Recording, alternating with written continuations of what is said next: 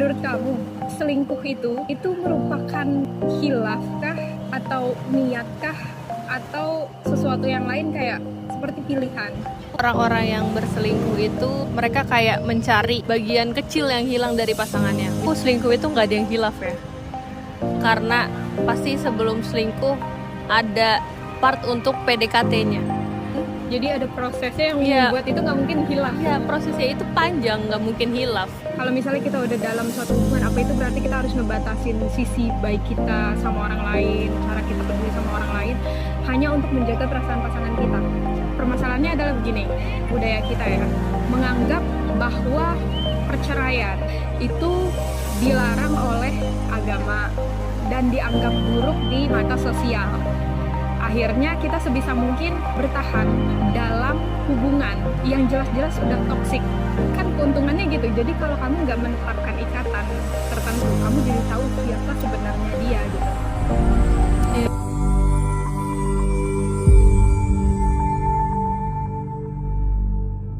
Banyak di antara kita terjebak dalam hubungan yang toksik, itu biasanya kan mengarah pada satu contoh kasus, yaitu perselingkuhan. Jadi hubungan yang toksik itu nggak selalu tentang bagaimana pasangan memperlakukan pasangannya yang lain dengan cara yang buruk atau apa, tapi juga ada satu kasus di mana kita ini terjebak dalam hubungan di mana pasangan kita ini udah nggak setia lagi sama kita.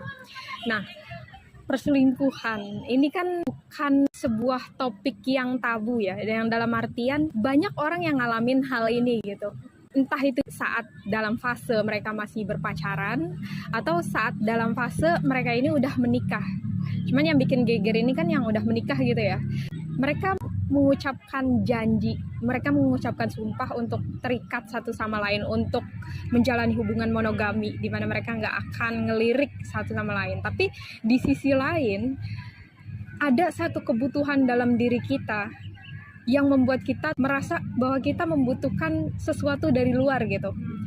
Jadi memang perselingkuhan ini merupakan salah satu sign atau tanda bahwa ada sesuatu yang nggak beres dalam hubungan kita. Kita nggak akan mencari keluar kalau misalnya kita udah terpenuhi di dalam gitu kan. Nah, menanggapi kasus-kasus perselingkuhan seperti ini, apa kamu punya pendapat tertentu tentang orang-orang yang berselingkuh dari pasangannya? Kita menghela nafas dulu dengan banyaknya berita perselingkuhan yang berseliweran di sosial media ya. Kalau menurut aku, orang-orang yang berselingkuh itu mereka kayak mencari bagian kecil yang hilang dari pasangannya. Misalnya dia mendapatkan dari pasangannya 80%, tapi dia mencari 20% dari orang lain. Dan menemukannya di orang lain, dan itu jadi suatu kebanggaan bisa menemukan 20%-nya di orang lain. Jadi suatu alasan kenapa dia bisa berselingkuh padahal pasangannya udah memberikan 80% kan. Ini menarik nih, jadi memang benar sih ya, saat kita berhubungan sama pasangan kita, saat kita menjalin hubungan romantisme dengan pasangan kita, entah itu pacaran ataupun kita menikah, kita berharap kalau hubungan ini akan menjadi 100% gitu, entah dalam hal apapun, intinya kita harus mencapai satu hubungan yang menurut kita berdua tuh perfect gitu, lu terpenuhi, gue terpenuhi. Dan benar sih kata kamu, kebanyakan orang udah terpenuhi 80%-nya nih, tapi 20%-nya ini nggak dia temukan di pasangannya. Akhirnya dia seeking keluar, akhirnya dia mencari keluar, dan dia miss the point. Kayak ibaratnya entah gimana 20% ini terasa begitu menggoda, membuat adrenalin kita berpacu begitu kuat, yang akhirnya mendorong tindakan kita untuk oh mungkin yang gue butuhkan adalah ini loh. Padahal kalau secara garis besarnya kita ini udah terpenuhi 80%, cuman kebanyakan orang sekarang chasing untuk 20% itu, karena 20% ini walaupun kapasitasnya kecil, tapi ini adalah sesuatu yang benar-benar kita butuhkan dari pasangan kita itu. Emang bener sih, orang itu mencari sesuatu yang gak mereka punya. Dan mungkin ini salah satu hal yang membuktikan kalau misalnya ada dorongan dopamin dalam diri kita ini juga berperan saat kita memutuskan untuk berselingkuh dari pasangan kita, ya nggak sih? Tapi menurut kamu, faktor-faktor yang mendorong seseorang untuk berselingkuh dari pasangannya, apa itu selalu dari dorongan karena dia merasa nggak puas sama hubungannya dia, atau ada faktor-faktor lain yang mendorong seseorang jadi berselingkuh? Yang aku baca dan aku lihat dari cerita orang-orang ya, Itu faktor yang bikin orang berselingkuh pasti ketidakpuasan pertama ya. Entah itu secara emosional, secara fisik, ataupun yang lain-lain secara materi. Itu pasti jadi alasan utama untuk berselingkuh. Terus yang kedua, karena mencari adrenalin. Dia adalah orang yang suka dengan adrenalin rush. Jadi dia salah satu caranya yang paling mudah, mungkin dia takut buat main roller coaster. Iya. Jadi dia mencari Sesuatu yang lebih danger ya. sesuatu yang lebih danger dengan orang lain, dengan mencari hubungan dengan orang lain. Terus faktor lainnya juga karena aku waktu itu pernah nemu salah satu konten juga. Jadi ada orang yang fetishnya itu adalah orang yang udah punya pasangan. Jadi dia sebagai orang yang udah punya pasangan, atau dia sebagai orang yang belum punya pasangan, sengaja mencari orang lain. Menanggapi hal yang kayak gini sih ya, kenapa seseorang berselingkuh? Ya pertama boleh jadi ada sesuatu yang miss dari hubungannya dia sama pasangannya dia. Dan mungkin benar, karena itu salah satu faktor adrenalin juga.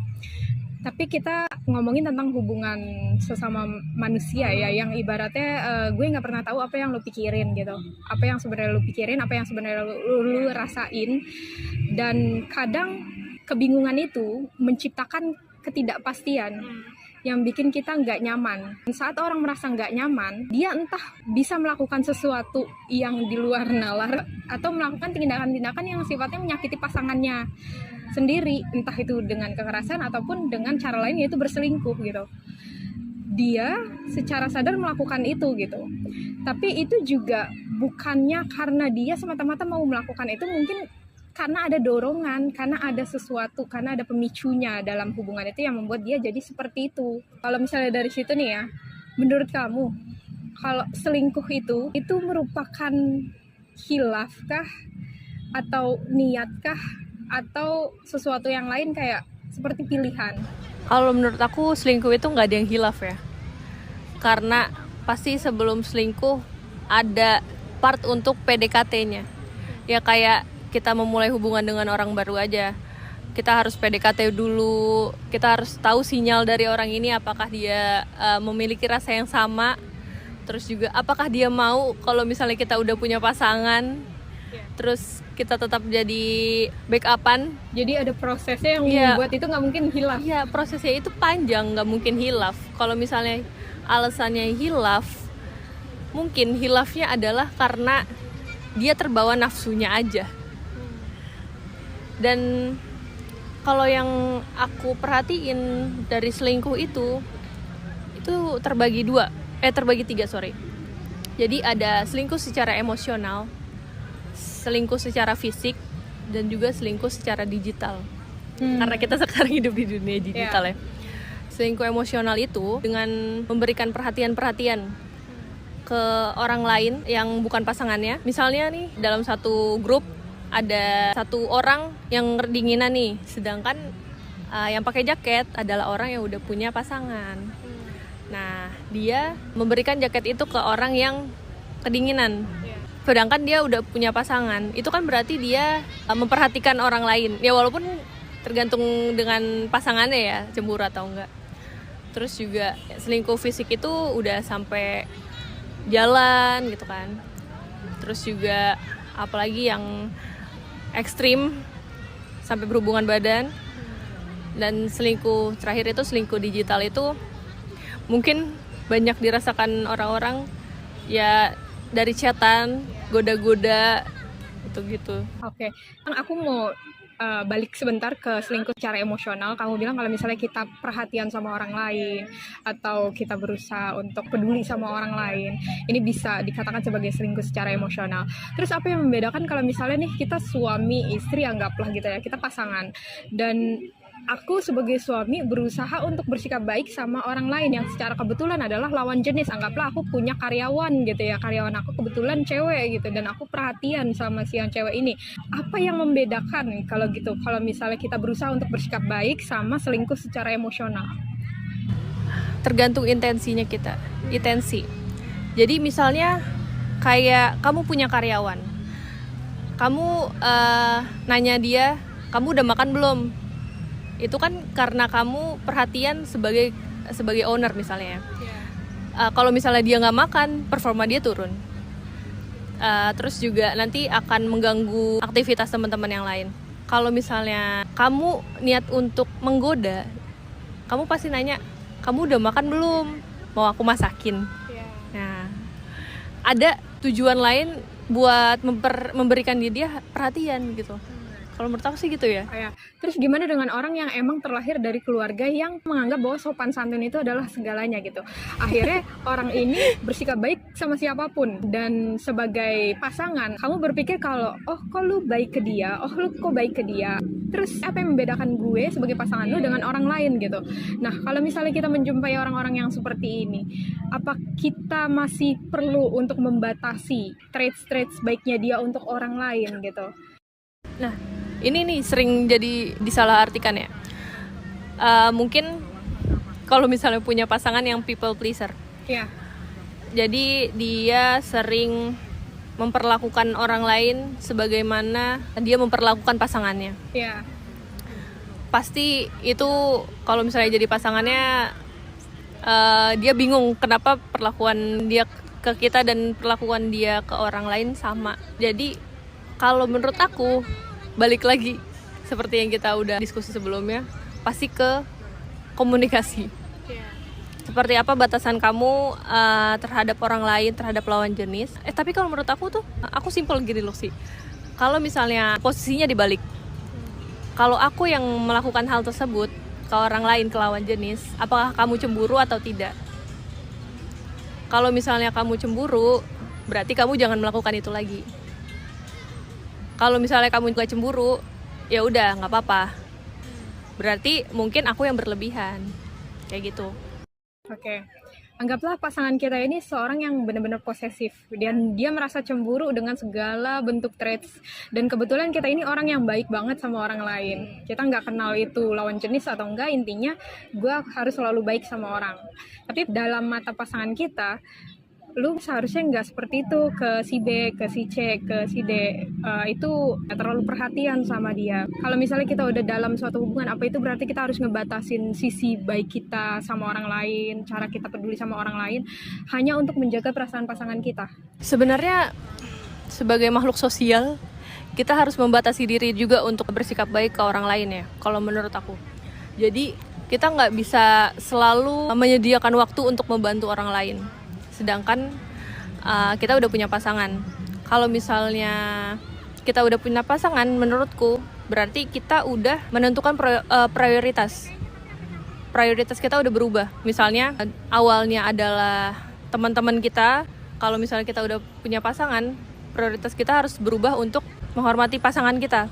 Jadi kalau menurut aku bukannya kita harus berubah demi pasangan, tapi kita berubah untuk menghormati pasangan kita, karena respect itu adalah salah satu kunci dalam hubungan juga nggak sih? Iya, aku setuju sih ya, karena memang kita sekarang masuk ke dalam suatu hubungan loh. Kalau misalnya ada orang yang masih berpikir hubungan itu sesuatu yang tentang manis yang menurut aku nggak sepenuhnya, karena hubungan itu sebenarnya tentang pekerjaan. Apa kita mau bekerja untuk menghormati pasangan kita, terlepas dari kita setuju atau enggak dengan pandangannya dia. Apa kita mau bekerja untuk membuat pasangan kita merasa didengar, membuat merasa dihargain, merasa dipedulikan, terlepas dari kita berpikir kalau dia itu nggak relevan gitu. Dan aku setuju kalau misalnya kita harus punya intensitas untuk segala sesuatu, terutama saat kita udah berpasangan gitu ya. Kita harus tahu intensitas kita kepada orang lain, kepada lawan jenis yang mungkin bakal membuat pasangan kita merasa cemburu gitu. Karena gimana pun juga kita udah ngucap sumpah gitu, kita udah ngucap janji kalau kita akan mempedulikan orang ini, mengutamakan orang ini di atas segalanya gitu kan. Kalau misalnya dari kamu nih Loksi, kalau kamu punya pasangan, atau kamu udah punya pasangan sekarang ya, ada nggak sih batas-batas yang kamu berikan buat pasangan kamu dan kamu dalam berinteraksi dengan lawan jenis? aku nggak suka menerapkan suatu batasan dalam hubungan. Batasan menurut aku seperti ini, selama itu nggak berkaitan dengan diri aku, value aku atau pendirian aku, itu adalah hak pasangan aku. Jadi batasan yang aku pahami adalah lu nggak boleh ngelanggar value gue. Anggaplah aku tipe orang yang value aku adalah keluarga, yang paling penting adalah keluarga. Jadi sekalipun aku mau ngumpul bareng keluarga, lu nggak boleh ngelarang gue untuk melakukan itu gitu. Maksudnya lu nggak boleh ngebatasin gue untuk bertemu keluarga gue, atau value aku mungkin bekerja gitu. Dan aku nggak suka kalau pasangan aku mendikte aku saat aku bekerja, lu harus ngasih waktu, ngasih porsi buat kerja ini dan semacamnya. Selama dia nggak ngelanggar itu, aku fine aja gitu. Tapi kalau misalnya di luar dari hal itu, aku membebaskan pasangan aku untuk mengekspresikan dirinya dia. Oke, ini akan terdengar kayak terlalu ekstrim ya. Misalnya gimana kalau misalnya pasangan lo jalan sama cewek lain, terus gimana kalau misalnya lo ketemu sama ini. Jujur, aku saat ditanya seperti itu, aku nggak terlalu memusingkan hal itu gitu. Karena balik lagi, kamu juga pernah bilang ke aku kalau kita ini dua individu yang beda loh. Kita punya pemahaman dan keinginan yang beda loh. Saat pasangan aku melakukan sesuatu yang udah bertentangan sama hubungan ini, semisal dia jalan sama cewek lain atau dia berinteraksi sama wanita lain, dia lebih perhatian ke mereka, itu aku anggap sebagai pertanda bahwa hubungan ini udah retak, ada sesuatu yang miss tentang hubungan ini. Aku nggak semata-mata akan menyalahkan pasangan aku. Aku akan berkaca, pertama internal dulu, baru eksternal. Ada gak sih sesuatu tentang diri gue yang kurang, yang membuat dia merasa perlu untuk mencari keluar, gitu. Cuman kan memang sebagian besar orang menganggap bahwa saat pasangannya berselingkuh, ya udah ini tentang lo, ini masalah lo, ini masalah. Padahal boleh jadi itu bukan tentang masalah pasangannya doang, boleh jadi itu ada sesuatu problem dalam diri kita gitu. Jadi saat orang menjauh dari aku atau mengingkari janji sumpah setianya dia atau apapun itu, aku menganggap bahwa itu adalah salah satu pertanda yang cepat atau lambat itu nggak bakal bisa aku hindarin, dan mau nggak mau harus aku hadapin. Sekarang aku udah ada di situasi itu, sekarang tinggal bagaimana apakah aku masih bersedia untuk bersama dia dengan apa yang udah dia lakuin atau enggak. Sekarang itu balik lagi ke aku gitu, karena manusia kan unpredictable. Jadi mau kamu melakukan apapun, ya aku nggak akan bisa ngebatasin itu. Justru kalau aku ngebatasin kamu untuk melakukan sesuatu, kamu akan selamanya berpikir bahwa kamu harus menjadi milik aku, kamu harus terikat sama aku, kamu harus sesuai sama apapun yang ada dalam hubungan ini, apapun yang kita janjiin bareng-bareng. Tapi kalau misalnya aku ngelepas tali itu, ngelepas batasan-batasan itu, sekarang aku tahu nih orang ini yang sebenarnya dia. Apakah dia memang tipe orang yang selalu bareng sama aku, yang akan selalu berdua sama aku, atau dia tipe orang yang memang gak setia. Kan keuntungannya gitu. Jadi kalau kamu nggak menetapkan ikatan tertentu, kamu jadi tahu siapa sebenarnya dia gitu. Iya. Ya, menarik juga nih kamu. Jadi kamu nggak menerapkan batasan untuk hubungan kamu ya? Iya. Nah, kalau aku beda lagi Luxi. Jadi kalau misalnya aku dalam hubungan yang saat ini, aku sebenarnya nggak menerapkan batasan-batasan yang terlalu ekstrim sih. Tapi aku butuh diinformasikan. Ini mungkin buat pasangan-pasangan lain juga jadi bahan berantem ya. Nganterin temen sepulang kantor, nebengin temen ke pulang kantor. Awalnya aku mikir ini tuh nggak masalah, nganterin doang apa sih? Apalagi kalau misalnya searah, cewek nganterin cewek searah, ya kan peduli karena takut kenapa-napa juga kan kita. Tapi setelah aku yang merasakan itu, pasangan aku nganterin cewek, misalnya nganterin sampai stasiun atau halte. Batasan aku adalah, yang penting aku diinfo. Itu batasan aku. Kalau misalnya aku tahu itu dari orang lain, dan saat itu situasinya aku nggak tahu, kalau misalnya pasangan aku nganterin orang lain, aku marah. Aku menganggap itu adalah salah satu selingkuh emosional, kalau menurut aku. Karena aku tidak diinformasikan. Batasan aku kayak gitu. Dan kalau misalnya aku merasakan aku cemburu itu menurut aku adalah salah satu tanda kalau misalnya ya kata orang sayang kan. Kalau menurut aku cemburu itu adalah salah satu tanda kalau misalnya kita nggak nyaman dengan perlakuan pasangan kita ke orang lain. Kalau misalnya aku udah cemburu, berarti aku harus mengkomunikasikannya ini dengan pasangan aku harus mengkompromikan lagi. Bisa nggak kalau misalnya sebelum nganterin temen kasih tahu aku dulu, jangan aku tahu dari orang lain. Karena kalau misalnya tahu dari orang lain terus aku kaget, kan kalau misalnya kita kaget, orang lain pasti, loh kok ngasih tahu sih? Orang lain malah berspekulasi dan malah kita yang berantem sama pasangan kan. Kalau misalnya kita udah tahu dari awal, ya orang lain pasti udah tahu, ya udah gitu. Kalau menurut aku sih gitu ya. Jadi kamu menetapkan batasan, tapi kamu juga menetapkan batasan itu untuk menjaga kalau misalnya kalian ini tetap align satu sama saya. Jadi kayak kalian tetap berada di jalur yang sama gitu.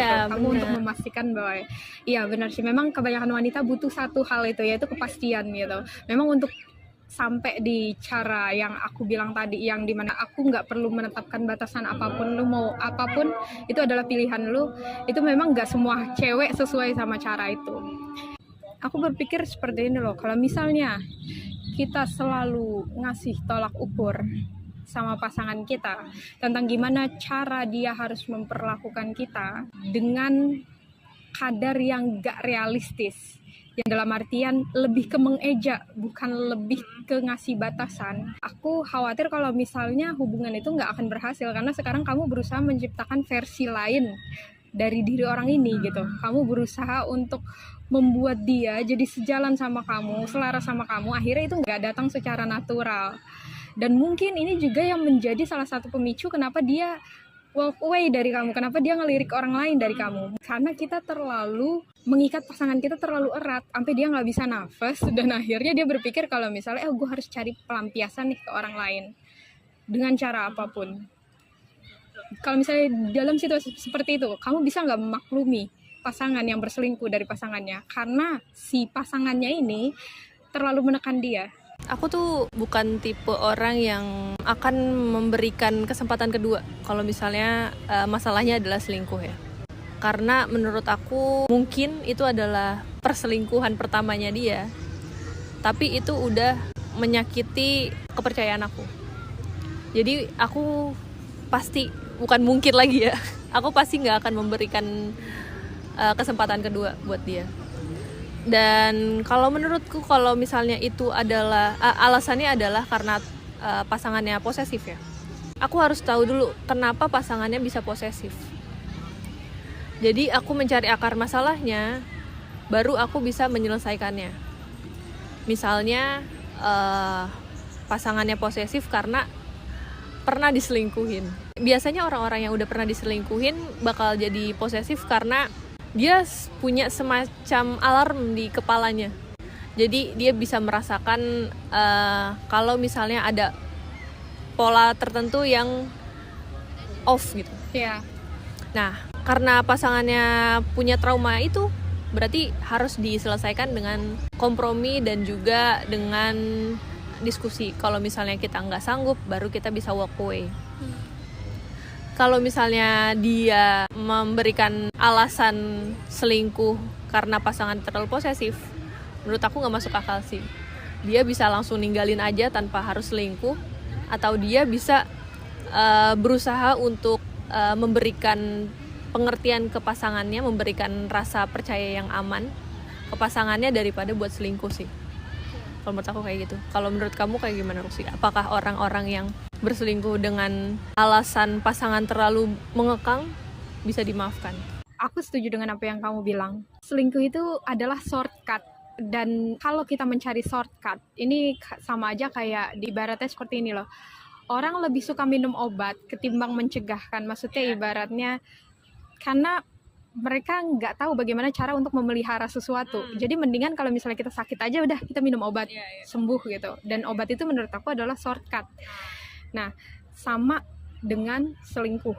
Selingkuh ini merupakan shortcut. Dan dalam kategori ini aku mengkategorikan selingkuh itu pilihan. Jadi dengan alasan apapun yang membuat kamu selingkuh dari pasangan kamu, mengkhianati pasangan kamu, itu adalah pilihan kamu, pilihan secara sadar. Karena kayak yang tadi kamu bilang, itu nggak terjadi secara spontan, itu terjadi secara berproses.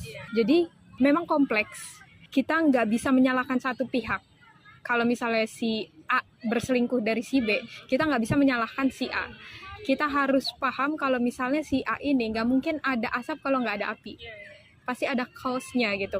Nah, pertanyaannya adalah apakah si A mau bekerja untuk menyelesaikan problem ini atau enggak? Atau dia mencari shortcut aja, udah langsung cari aja keluar gitu. Atau juga nanti gue bisa balik lagi gitu, nanti ke si B, paling si B memaklumi gue gitu karena dia juga udah terlalu kejam sama gue atau gimana gitu. Jadi kayak gitu. Apakah si A mau bekerja untuk menyelesaikan problemnya ini dengan si B, atau dia malah cari shortcut? Kalau misalnya kayak yang tadi aku bilang ke kamu, kalau misalnya dia selingkuh cuma gara-gara pasangan posesif, ya ini mah namanya dia nyari shortcut, bukan nyari penyelesaian masalah. Bisa aja kan dibilangin dulu ke pasangannya kalau misalnya, oh lu jangan terlalu kayak gini dong sama gue, lu terlalu ngikat gue terlalu erat gitu. Itu mungkin salah satu contoh kasus selingkuh nih ya. Aku tiba-tiba kepikiran nih, kamu kan bilang kalau misalnya kamu nggak memberikan batasan untuk pasangan kamu dan kamu membebaskan dia untuk mengekspresikan dirinya. Bahkan dalam bermasyarakat aja kita punya norma sosial, punya sopan santun. Gimana kamu bisa memberikan kebebasan untuk pasangan kamu sedangkan kita hidup dalam norma-norma tertentu? Pertanyaan yang sebenarnya seperti ini, apakah kamu kenal orang ini saat pertama kali kamu mutusin untuk menikahi orang ini? Jadi gini ya Manjila, saat aku bilang aku mau ngebebasin dia, dengan kondisi bahwa aku sudah mengenal orang ini. Mengenalnya itu bukan berarti aku tahu kalau kamu itu bakalan mampu untuk melakukan A, B, C, D, E gitu. Kamu bakal mampu untuk menyakiti aku nantinya, berselingkuh dari aku nantinya, karena anggaplah kamu tipenya orang yang suka bosen gitu, cepat bosen, dan kalau misalnya ini kamu bisa berpotensi untuk nyari sesuatu di luar. Jadi pertanyaannya, apakah kamu tahu orang ini saat pertama kali kamu nikahin dia, saat pertama kali kamu menjalin hubungan dengan dia gitu. Jadi kalau misalnya memang kamu tanya, kan kita hidup dalam norma sosial yang ketat, kenapa kamu bisa berpikir kalau kamu bisa membebaskan dia dengan situasi yang seperti ini? Karena aku tahu dia akan melanggar hal itu gitu, karena aku tahu dia akan melakukan hal itu, dan aku udah mutusin bahwa aku it's okay sama hal itu. Jadi balik lagi, aku nggak akan berani untuk berbicara seperti itu kalau aku nggak tahu apapun, kalau aku nggak punya clue tentang orang ini. Tapi kalau aku tahu kapasitas dia untuk menyakiti aku, dan aku memutuskan bahwa it's okay, aku bisa menanggung hal itu nanti di suatu waktu, maka aku akan it's fine gitu. Kalau misalnya memang ternyata behaviornya dia ini seburuk itu gitu. Berarti sebelum kita berkomitmen untuk menjalani hidup bersama pasangan, kita harus juga tahu sifat dia seperti apa, apakah ada potensi untuk selingkuh atau tidak, dan juga yang paling penting adalah bagaimana cara dia memperlakukan orang lain. Berarti kan kalau misalnya kayak gitu, kamu udah tahu bagaimana cara dia memperlakukan orang lain dan kamu merasa aman dengan dia karena kamu tahu dia nggak bakal melakukan hal yang macam-macam. Iya, seperti itu. Pun kalau misalnya dia ternyata melakukan sesuatu yang macam-macam, yang kayak aku bilangin selingkuh, ya aku di awal sudah kasih ruang itu. Jadi ini salah satu poin yang mau aku bawa di sini tuh. Jadi kayak segala sesuatu yang ada di dunia ini yang membuat kita terlibat, kita harus menyisakan ruang untuk ketidaksempurnaan. Kayak kamu kalau mau nabung, kamu harus nyisain uang untuk uang urgent gitu. Kalau seumpama nanti kalau kamu mau usaha nih ya, kamu naruh semua uang kamu di usaha itu, kamu harus nyiapin uang cadangan untuk hal yang tidak diinginkan dengan usaha ini, akhirnya kamu masih punya cadangan gitu. Pun halnya dengan hubungan. Kalau misalnya kamu mau menjalin hubungan, kamu harus menyisakan ruang untuk ketidaksempurnaan.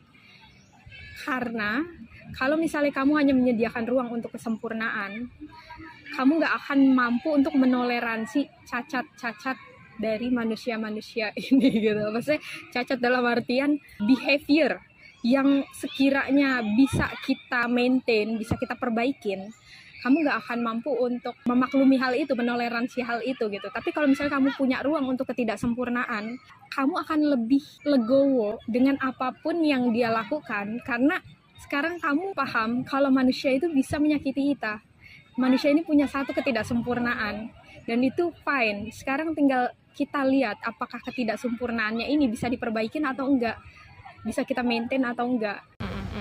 Kalau misalnya kamu sendiri, apakah kamu punya batasan untuk diri kamu sendiri dalam memperlakukan lawan jenis? Misalnya sejauh apa kamu menoleransi orang lain yang udah punya pasangan, apalagi ya, dalam memperlakukan kamu? Aku nggak suka membatasi orang lain, pasangan aku, dan aku pun nggak suka membatasi diri aku. Kenapa kita membatasi diri kita sih? Karena kita nggak percaya sama diri kita. Kalau gitu pertanyaannya gitu, kenapa kamu membatasi diri kamu sih? Kamu nggak percaya sama diri kamu gitu. Jadi kita menetapkan batasan untuk mencegah sesuatu yang nggak sesuai harapan. Kita menetapkan tameng-tameng ini untuk mencegah hal-hal buruk terjadi gitu. Dan dalam beberapa kasus kita memang butuh batasan itu. Tapi kalau dalam kasus ini aku nggak butuh batasan itu, karena aku mengutamakan sesuatu yang natural tentang diri aku dan tentang orang ini. Dan karena aku percaya bahwa aku menghargai pasangan aku, karena aku percaya kalau misalnya aku memperlakukan pasangan aku dengan baik, dan aku percaya diri bahwa dari cara aku mencintai pasangan aku tuh kayak gini, nggak harus selalu gue harus selalu duduk sama lu, gue nggak boleh ngomong sama orang lain, nggak boleh berbuat baik sama orang lain.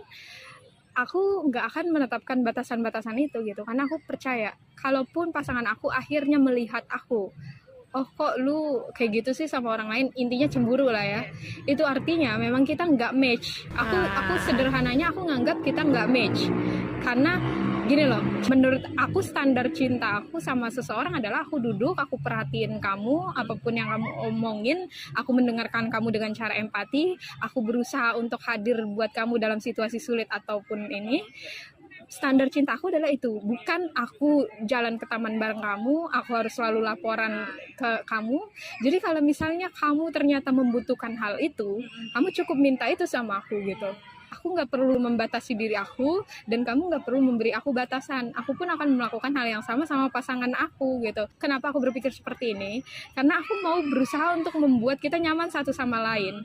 Dan cara kita untuk membuat kita nyaman satu sama lain adalah lu dan gue harus berkorban. Gue berkorban adalah gue ya udah ngebebasin lu berkorban ya udah lu ngebebasin gue. Jadi kita sama-sama menjadi diri kita sendiri, dan justru itu poin pentingnya. Kamu mencintai orang karena dia jadi diri mereka kan. Kalau misalnya kamu mencintai orang karena kamu mau dia baik ini dan semacamnya, kamu bukan mencintai orang lain, kamu mencintai diri kamu sendiri.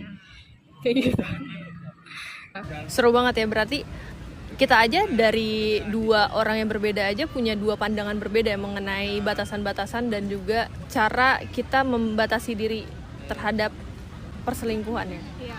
Dan kalau dari kamu karena kamu punya value, kamu merasa punya value, dan juga kamu merasa pasangan kamu punya value, jadi ya kenapa kita harus nggak percaya sama pasangan. Sedangkan karena aku dan pasangan adalah dua orang yang berbeda, memiliki pengalaman yang berbeda juga dalam hubungan. Jadi aku memberikan batasan-batasan untuk dalam hubungan aku gitu loh. Menarik banget ya. Berarti mungkin dari teman-teman yang lain juga pasti berbeda lagi ya. Iya. Ya mungkin jadi kalau misalnya kita bisa tarik garis besarnya, mungkin batas toleransi aku dan kamu pun beda tentang isu perselingkuhan ini gitu. Boleh jadi batas toleransi kamu lebih tipis masalah isu perselingkuhan ini, atau boleh jadi mungkin sebaliknya, kita nggak tahu nih ya. Tapi dengan value-value yang tadi kita sampaikan, kalau kamu punya batasan tertentu dan aku nggak terlalu banyak punya batasan tertentu. Nah, kalau misalnya kayak gini nih ya, kita balik lagi ke topik kita tentang perselingkuhan. Gimana kalau seumpama kita contoh kasus nih ya, anggaplah kamu ada di dalam situasi di mana pasangan kamu selingkuh gitu. Jangan sampai Allah. Iya, anggaplah seumpama. Apakah kamu akan memaafkan orang ini? Dan kalaupun memang kamu nggak memaafkan orang ini, gimana pendapat kamu tentang orang-orang di luar sana yang memaafkan cowoknya yang selingkuh atau pasangannya yang selingkuh gitu? Kalau misalnya hal itu kejadian di aku, di dimensi lain aku, jangan di sekarang ya Allah. Kalau misalnya itu terjadi, aku mungkin tidak akan memaafkan ya, walaupun udah ada dalam janji, maksudnya pernikahan. Tapi mungkin kita, bukan kita ya, aku sendiri punya batasan-batasan yang aku bilang tadi, sampai aku bisa bilang itu nggak bisa dimaafkan. Jadi kalau misalnya masih kayak aku bilang sebelumnya, ngasih tahu, informasikan kalau misalnya lagi nganterin orang. Ini kalau misalnya konteksnya pekerjaan pasangannya bukan ojek online ya. Iya. Kan nggak mungkin tiap hari Iya langsung sebenarnya kalau ojek nganterin terus. Iya kan. Kalau misalnya diinformasikan terus aku bilang, dia masih oh iya oke. Selanjutnya masih diulangin karena dia lupa, ya masih bisa dimaafkan karena nggak mungkin orang bisa langsung berubah gitu kan. Nah kalau misalnya masih kecil-kecil, itu menurut aku masih kecil-kecil tapi bukan hal yang nggak bisa dimaafkan itu. Kalau misalnya udah yang nggak bisa dimaafkan tuh udah, kalau menurut aku jalan bareng tanpa sepengetahuan aku, atau udah mulai menggoda-goda kayak sebagaimana dia menggoda aku, misalnya cantik banget gitu, kayak memuji-muji gitu, atau enggak yang pasti yang udah tidak termaafkan lainnya, kita tahu sendiri sampai berhubungan badan. Itu pasti udah nggak bakal aku maafkan juga. Tapi untuk masalah yang bisa dikomunikasikan kayak yang sebelumnya aku bilang, itu masih bisa dimaafkan. Jadi kamu melihat lagi dari situasinya. Ya, dan itu situasional ya. Tapi kalau misalnya orang lain yang mengalami dan dia tetap memaafkan, dalam artian nih orang lain mengalami, kayak contoh pasangannya ini ternyata berhubungan badan sama cowok lain gitu, tapi dia tetap memaafkan itu. Kalau misalnya ini konteksnya temen aku ya, kalau misalnya artis aku nggak peduli sih. Tapi aku hanya mendengar gosip dan drama-dramanya aja. Kalau misalnya itu adalah teman terdekat aku akan ngomong langsung ke dia kalau dia bodoh sih. Walaupun itu akan terasa ngejudge ya, tapi karena rasanya kita mendengar hal itu aja energi kita udah drain ya. Sorry, ini kalau misalnya kejadiannya berkali-kali. Tapi kalau misalnya kejadiannya sekali dan dia mau kembali, mungkin aku akan setuju dengan pemikirannya dia. Tapi aku nggak akan menghakimi, nggak akan ngejudge karena itu masalah pertama, perselingkuhan pertama. Aku tahu apa yang difikirkan pasangan aku, teman aku. Mungkin dia memikirkan keluarganya, reputasinya, anak-anaknya, dan lain-lainnya. Jadi ya udah, kalau misalnya itu keputusan lo, nggak apa-apa. Tapi lo tahu resikonya. Gue akan dukung lo selama lo masih mau mempertahankan. Tapi kalau misalnya itu udah kejadian 2, 3 dan lain-lainnya, aku akan udah mulai ngejudge sih. Dan udah menyuruh dia untuk mencari jalan lain. Pasti sih. Iya. Aku ingat sebuah kutipan, jadi tuh rasa bersalah tanpa kesadaran untuk berubah itu sama aja bohong gitu. Jadi kamu harus pahamin ini, kalau misalnya pasangan kamu merasa bersalah tapi nggak ada upaya untuk berubah, itu dia nggak benar-benar merasa bersalah. Boleh jadi itu hanya upaya dia untuk menetralisir suasana yang lagi panas gitu. Jadi kamu juga harus objektif dalam melihat situasi. Kita harus objektif dalam melihat situasi. Kalau misalnya itu terjadi berulang kali, sekali, 2 kali, 3 kali, itu adalah pola yang nggak bisa kita, karena balik lagi, selingkuh itu adalah pilihan. Dia itu melakukan itu secara sadar loh, dan dia akan mengulangi lagi dan lagi kalau misalnya dia benar-benar nggak punya kesadaran gitu. Nah, cuma problemnya di sini kita adalah kita punya anak, kita punya beban yang harus kita pikirin, dan kita nggak bisa asal nge-cut seseorang, asal nge-cut orang yang toksik ini. Dan kalau misalnya dalam situasi seperti itu, mungkin kamu bisa sampein apa yang sekiranya jadi keputusan paling bijaksana kalau misalnya kita ada di situasi di mana pasangan kita berselingkuh, tapi kita punya banyak sekali beban yang harus kita pikirin, kayak contoh anak, entah itu cicilan rumah yang masih harus dibayar atau gimana. Kalau misalnya ada temen aku yang cerita dan dia minta masukan, aku mungkin nggak akan nyaranin dia untuk stay atau nggak nyaranin dia untuk pisah juga. Tapi aku mau mendengar dia secara lebih jelas, lebih dalam, gimana perasaannya dia, apa yang dia pikirin tentang orang lain, apa yang dia pikirin tentang si suaminya, dan lain-lain. Baru setelah itu, aku biasanya gak memberikan solusi sih. Biasanya aku mengarahkan dia atas solusinya dia sendiri. Pada akhirnya dia akan menemukan solusinya untuk dia sendiri, dan itu adalah pilihannya dia. Karena kita gak berhak untuk ikut campur atas urusan orang lain, kecuali kalau misalnya perselingkuhannya memicu KDRT. Udah pasti itu harus di-cut nggak sih? Ya, mungkin kapasitas kita adalah memastikan kalau dia secara sadar saat memutuskan sesuatu ya, Ya, bukan berasal benar. dari emosinya dia sendiri. Aku punya pertanyaan, Lucy. Kalau misalnya kamu ada di posisi sebagai teman dari orang yang berselingkuh, jadi teman kamu berselingkuh dan dia cerita ke kamu dengan sadar ya, kalau misalnya dia berselingkuh, apa yang akan kamu lakukan? Pertama aku mau mastiin kalau misalnya saat dia berselingkuh ini dia tahu apa yang benar-benar dia butuhkan. Karena kadang orang berselingkuh cuma berpikir kesenangan sesaat gitu. Gimana cara gue mendapat kesenangan ini dengan cara yang cepat gitu. Kalau misalnya memang kasusnya seperti itu, aku akan mendorong dia untuk kembali lagi ke titik awal. Aku akan berusaha untuk ngebantu dia untuk sadar apa yang benar-benar dia butuhkan, terlepas dari apa yang dia inginkan. Aku akan ngedorong dia untuk kembali ke yang 80% dan bekerja untuk 20% bersama orang yang 80% ini, ketimbang lu ngambil yang 20% dan bekerja untuk 80% bersama orang yang 20% ini. Aku akan berusaha untuk melakukan itu. Tapi kalau misalnya memang dia ternyata merasa bahwa hubungan ini udah toksik dan udah nggak baik-baik aja, mungkin aku akan mendorong dia untuk mengakhiri hubungan ini. Permasalahannya adalah begini, kita dikelilingi, terutama budaya kita ya, menganggap bahwa perceraian atau apapun itu yang bersifat mengakhiri suatu hubungan itu dilarang oleh agama dan dianggap buruk di mata sosial. Akhirnya kita sebisa mungkin bertahan dalam hubungan yang jelas-jelas udah toksik. Tapi dalam pandangan aku adalah aku melihat itu lebih buruk. Stay dalam hubungan yang toksik hanya karena kita nggak mau mencemari nama baik keluarga atau nggak mau mentang ajaran agama, itu lebih toksik. Karena sekarang kamu membatasi diri kamu untuk mencintai orang lain.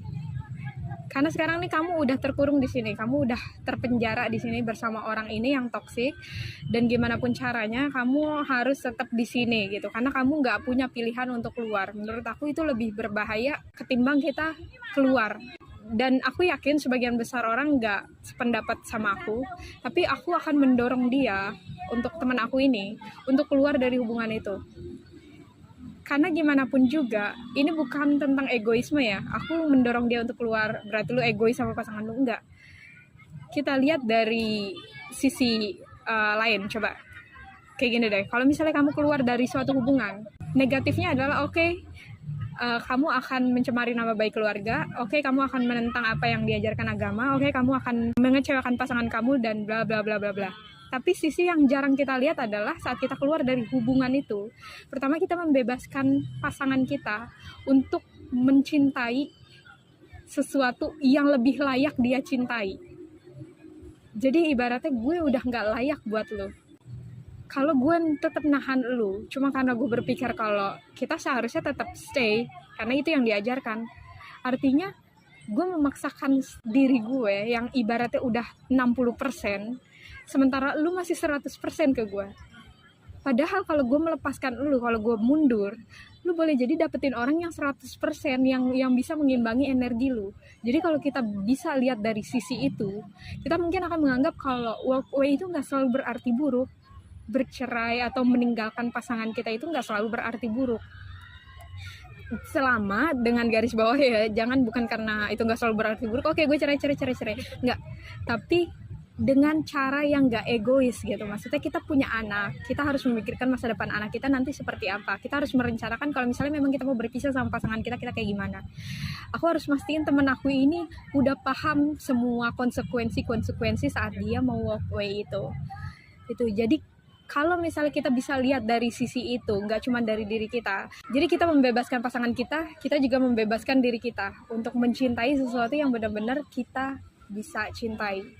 Karena keyakinan aku adalah nggak ada segala sesuatu di dunia ini yang statis, yang mutlak, yang bakalan forever gitu. Bahkan alam semesta pun mengembang.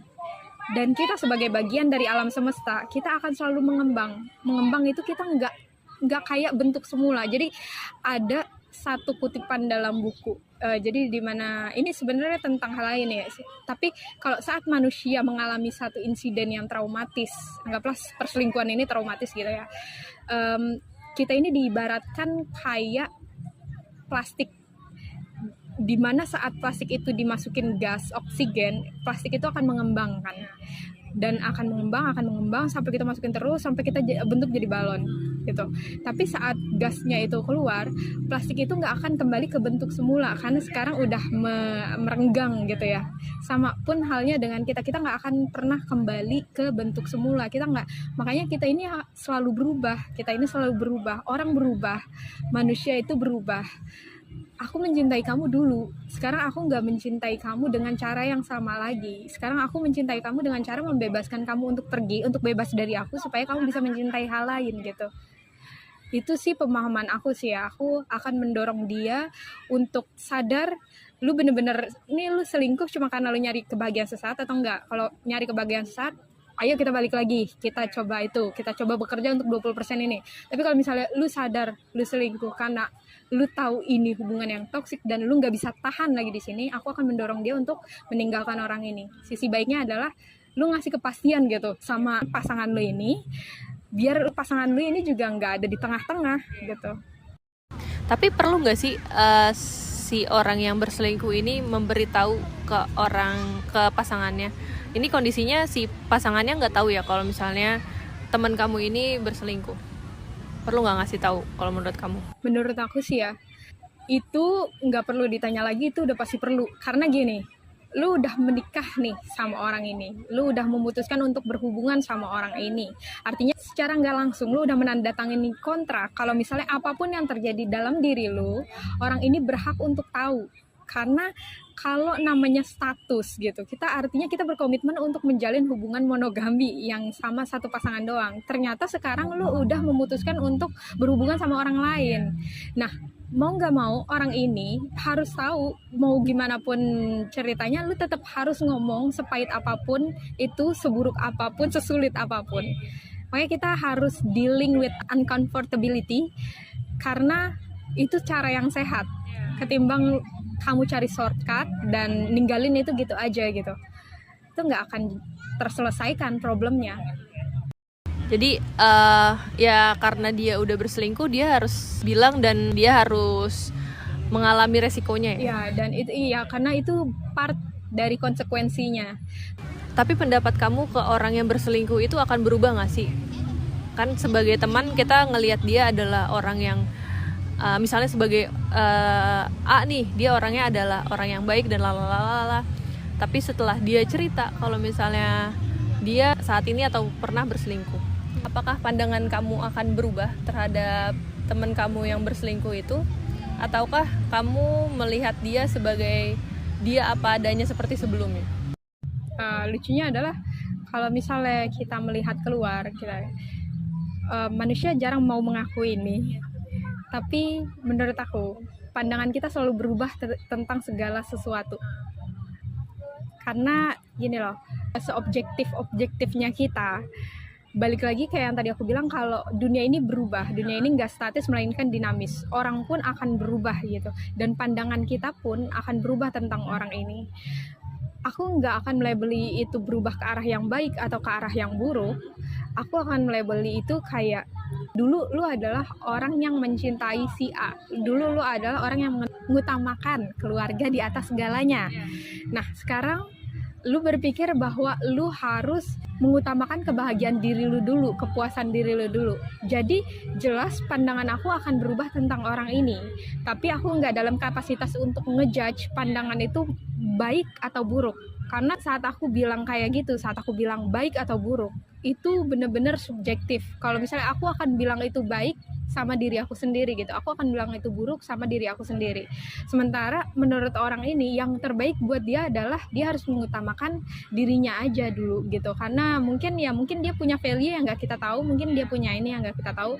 Tapi ya balik lagi lah, itu temen aku. Di sini kapasitas aku cuman oh ya udah lu berubah, lu sekarang menjadi orang yang seperti ini, dan ya itu lu gitu. Maksudnya aku nggak dalam kapasitas untuk melakukan apapun atau ngejudge.